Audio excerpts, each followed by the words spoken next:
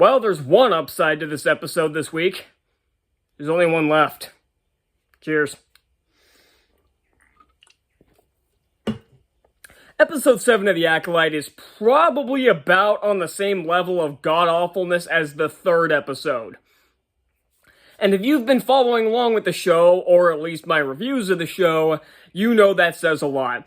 Episode 4 was just boring. Episode 5 was kind of hilariously awful with a bad lightsaber battle that everybody convinced themselves was prequel level good. Episode 6 was just boring again. And this one, I will say it's better than episode 3, because instead of getting copious amounts of cringe, it was actually kind of hilariously awful. There was so much in this episode that made so little sense. I mean, don't get me wrong, it's still insufferably awful. Just because there were some moments of moments that were hilariously stupid, doesn't mean this episode was entertaining. Oh, fuck no. So the purpose of this episode is essentially retconning everything we know about the backstory up to this point. No, really, this basically is part 2 of episode 3, where we see the Jedi come down and test May and Osho. We see the Space Witch's place get burned down, and we see them all die. So I guess technically this is the best episode of the show. And so the Jedi that come down to find them are, I don't remember anybody's name, so I'm going to go with the Asian guy, the chick from the Matrix, and a guy who looks like Walker Scobell, and a Wookiee. I'm assuming it's the same Wookiee Jedi we've been seeing. So that's who we've got. We've got the Asian guy, we've got the chick from the Matrix, we've got Walker Scobell lookalike, and we've got a Wookiee. And none of these characters are interesting. I'd say the most interesting characters in this entire show was, I think the Asian guy's name is Sol, like S-O-L, I think that's what it is. He's been at least the most tolerable character. I wouldn't go as far as to say he's likable, at least until later in this episode, which I'll get into later.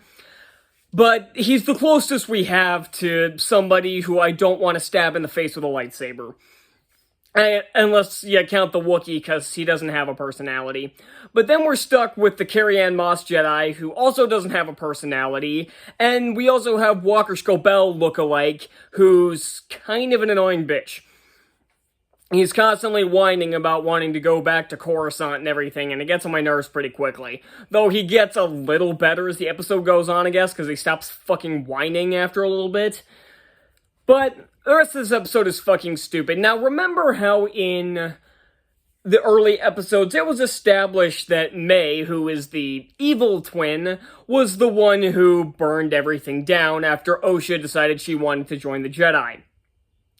Nope, the burning down was an accident. Really?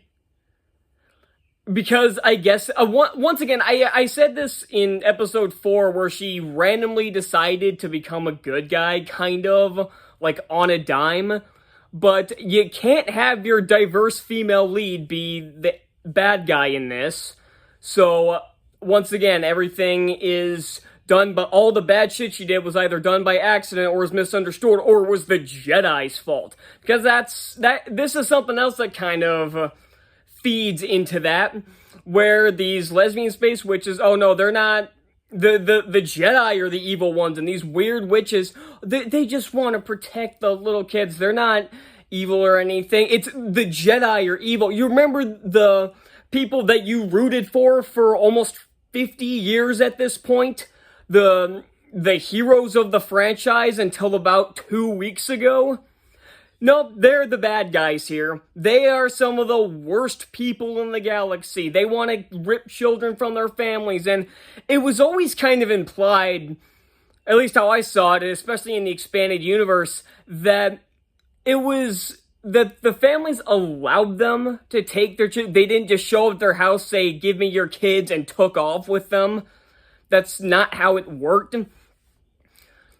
So, I don't understand what they're trying to do here. There's another lightsaber fight here. It sucks, and it's the stupid witches they possess. Earlier, they possessed Walker Scobell, and I'm gonna keep. It's not actually Walker Scobell, obviously, but that's what I'm just gonna call him because I don't know his name. Is it Torben or something? I don't know, so I'm not gonna call him that.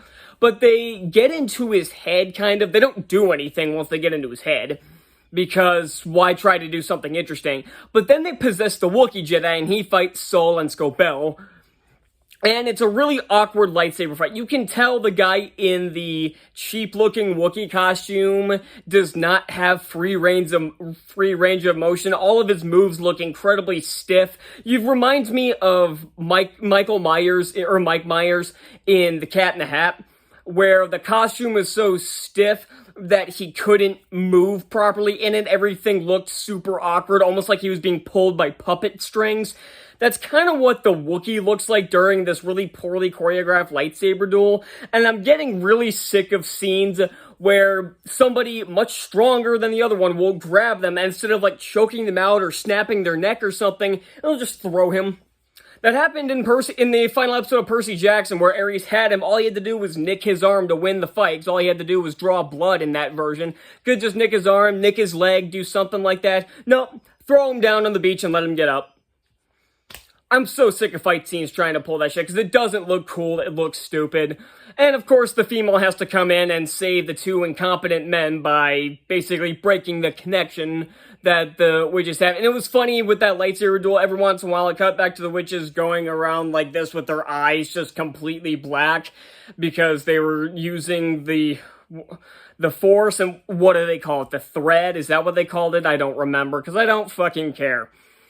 I don't know who's calling the shots with this kind of stuff. It could be Leslie Headland. Might have been Kathleen Kennedy. I don't know. They both fucking suck. And that was about all there was to this episode. And I'm serious. There's other stupid moments, like when they're climbing up, like, the roof of this building, and they're, like, slowly climbing up it, like, rock climbing, instead of just force jumping up there. The way it's laid out, you don't see the whole thing, but the way it's laid out almost looks like it's only, like, 10 feet up. And yet, he climbs it like he's rock climbing instead of just using the Force to jump up. Even still, that'll save you so much time if you Force jump up and then grab onto it and continue the climb the rest of the time, like every other Jedi would. Remember in Phantom Menace, how Obi-Wan was able to jump up to a platform that was like 50 feet over his head to try to rejoin Qui-Gon during the battle? Yeah, again, this show is brain damage incarnate. Not a single person who wrote this show or worked on this show has a single brain cell to split between them. And it really shows. And again, the dialogue isn't any better. All the dialogue is fucking cringy, or it's just the most generic shit you've ever heard. Again, the fight scenes still suck, the story's still stupid, and I don't give a shit what's going on. I guess one plus side is I didn't have to see Amanda Stenberg in this episode, but although that brings me to the end credits, where instead of, Star Wars music playing, or something resembling Star Wars music, it had some shitty song playing at the end that I'm pretty sure was sung by Amanda Stenberg. Again, they're just burying everything to do with Star Wars, even down to the point of John Williams' score, or hell, even Kevin Kliner's score. Was it Kleiner or Kiner? Who did the scores for Clone Wars and Rebels? They're just burying that into the ground. First, they've already buried our favorite characters. They already buried the Jedi as a whole. They've buried the Force, and now they've buried the fucking musical score. Are you serious with this shit? And I'll give Lucasfilm credit, they're thorough with their destruction of this franchise. I've seen so many people on my videos recently talking about how they all gave up after Last Jedi. Honestly, I don't know how many of those people I actually believe. I think, much like me, they became very skeptical of everything once Last Jedi came out because it was such an insult. But I think the breaking point for most people was Rise of Skywalker. Surprisingly, it was not for me. Now, it was a bad movie, don't get me wrong, but I'll be honest, I'll be the first to admit, Rise of Skywalker is another movie I can kind of just turn my brain off.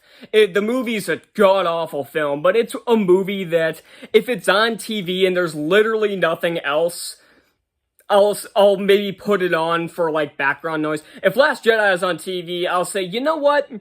Maybe TV's overrated. But if you put one of the Disney Plus shows on TV, I will actively, as soon as it comes on, I will shut off the TV and leave the house. I don't know what I'm gonna do outside the house, because problem with over summer is that there's not much to do, but I would literally rather do anything else. You know what? I'd probably just film any video, like, even just the stupidest video that comes to mind, I'd rather film that over watch something like this. And the funniest thing is that, I know some of you are gonna bring it up, and I have forgotten to mention it, but recently, I think it was yesterday, or maybe this morning, Amanda Stenberg went on The View to bitch about Star Wars fans again, and apparently Whoopi Goldberg decided that she felt the need to tell people that her character and the show is fiction. Because apparently she's as retarded as we all thought she was. You have to be retarded to think you have to tell people that this show and her character is fictional. Now, don't get me wrong, I don't watch The View, but I saw the clip on other people's videos, so yeah. But no, this show has not gotten any better. It's pretty funny watching people try their damnedest to defend it, because no one actually defends the show. They just say, how can people hate this show? How come the haters are being so mean to the show? Well, tell me why we shouldn't hate on this show, and I still will, but you might as well try. But it's the same thing that happened with Percy Jackson. None of them defended the show. Every single person who talked about how great the show supposedly was went, the movie this, the movie that, the movie this. They couldn't talk about the show without talking about the movie, because that was their only defense, was it was slightly more accurate to the book than the movie was, and that's pathetic. This show is brain damage incarnate, and I can only thank God that there's only one episode left, and unlike Percy Jackson, because that one tricked people for a little while into watching it, this show has tanked in ratings, even more so than Percy Jackson did. This will not get a season 2. So, thank you all so much for watching, and once again, like I just said, only one left. But I'm still gonna drink it away.